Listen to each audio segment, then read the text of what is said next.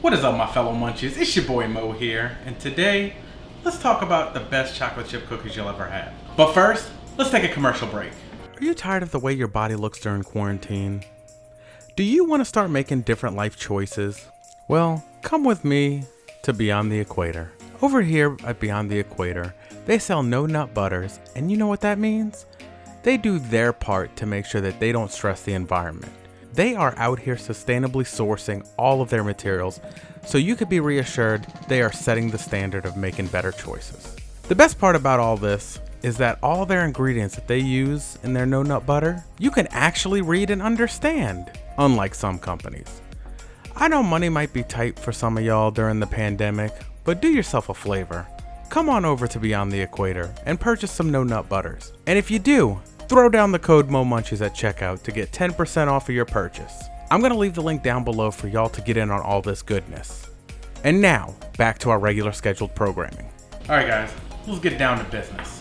This is everything you're gonna need. You're gonna need some sugar, some bread flour, some all-purpose flour, some baking soda, kosher salt, eggs, milk chocolate, dark chocolate, sorry we had to sanitize it, so no branding today, coffee grounds, vanilla extract, brown butter, last but not least, dark brown sugar. Now before we begin, this is a recipe I stumbled upon looking at one of the tasty videos.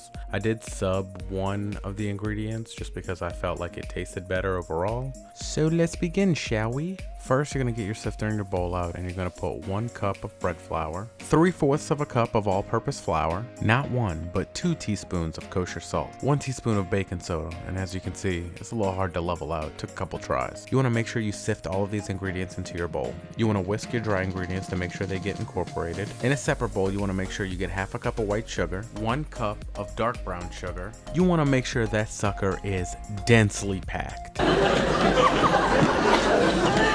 Also, we're gonna throw 2 teaspoons of vanilla extract, 1 teaspoon of freshly ground coffee, and 1 cup of brown butter. Now, I know a lot of y'all probably asking, what is the best way to make brown butter? Well, let's show you a little clip. You're gonna set your stove to high, throw your butter in the pan. You're gonna keep whisking and make sure you continuously whisk during this entire process. First, you'll see the butter melt, then you'll see the bubbles from the fat separation of the butter, and then at this part, it's gonna start getting kinda nasty. It's gonna be hard to see through, but after all of that mixing, you'll start to see the bubbles dissipate, and then you'll start seeing the butter slightly start turning brown. Once it does that, you can just take it off the stove, and then that's how you make your brown butter. Make sure you do not overdo your butter. It doesn't take long to burn it. Once it starts to turn brown, take it off the stove, throw it in something so it stops the cooking process, and let it cool down before you throw it in the mixture. If you don't, well, your eggs are gonna cook. You're gonna have a little bit of scramblage going on in that mixture, and we don't want no scrambled eggs with our cookies. After your brown butter's cooled down, throw it in your mixture too. And then you're gonna mix it on medium for about 2 to 3 minutes. Or you can do what I did and forget to turn on the power strip.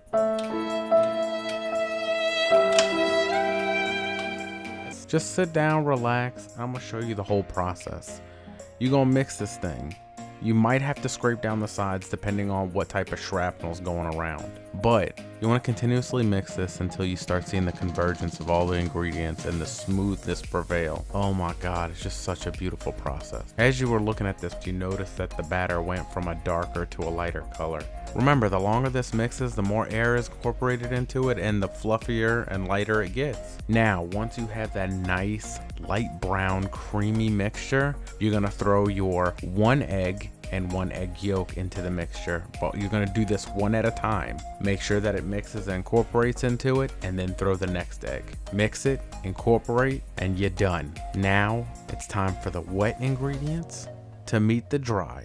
Take your dry ingredients and you're gonna put about 1/3 of it into the bowl, and you're gonna mix on very low until most of the wet ingredients have fused with the dry ingredients. Then you're gonna start on part 2. The second third of it, you're gonna pour it in. You're gonna do the same thing, mix it on low. You do not wanna over mix this. If you do, you're probably gonna wind up with cakey cookies. As soon as most of the dry mixture is incorporated, you pour the last third and you mix it around. It's okay if they have some flour that is kind of around the edges, because the next part you'll be able to incorporate the rest of that. Next up, after you have that beautiful cookie batter, You know, we gotta add some chocolate chips to it. How are we gonna make chocolate chip cookies without the chocolate chips? I mean, come on. So this I found to be the best combination so far because it has a complexity of flavors. I did 5 ounces of dark chocolate, and you're gonna weigh it out, put it on your cutting board, and I want you to cut it extremely irregular. This way there's no uniformity to your cookies. It's not a boring bite. You're not expecting what you're gonna get. It's always a mystery. Then you're gonna take half a cup of milk chocolate chips, and you're gonna also cut those irregularly. Cause you know, we like that marble chocolate because this is a bougie cookie. This ain't no rink-a-dink, I'm going to Walmart to go grab me some cookie dough. This is the real deal right here. After you finish chopping, you're gonna throw all the chocolate into the bowl, and you're going to get your handy dandy spatula, and you're gonna slowly fold it and incorporate it into each other. Remember, don't overmix it.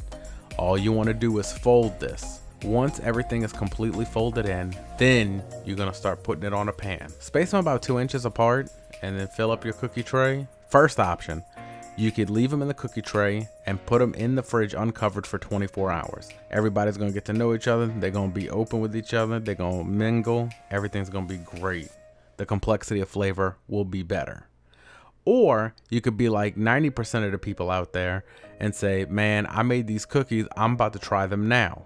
You're gonna preheat your oven to 350 degrees and you're gonna set them suckers in for about 12 to 14 minutes. After you take them out the oven, this is where the bougie part starts. You're gonna take some kosher salt or some flaky sea salt and you're gonna throw it across on top as like a little garnish. Then 2 to 3 minutes after, you're gonna remove it from the pan and put it onto a wire rack. That way you get that crispiness and the softness that a true chocolate chip cookie should have. And the best part of all this work, you get to enjoy them now. But I do have a question for you guys. Which way do you enjoy me making the video? Do you enjoy me doing a voiceover? Or do you enjoy me doing where I'm just talking to y'all on the camera? Let me know in the comments below. And look, if you enjoyed this video, please make sure to throw up a like, smash that subscribe, tap that bell, tell your friends, tell your family, tell everybody, because who doesn't love chocolate chip cookies? Well, with that being said, we're out of time for today. So until next time, munch on.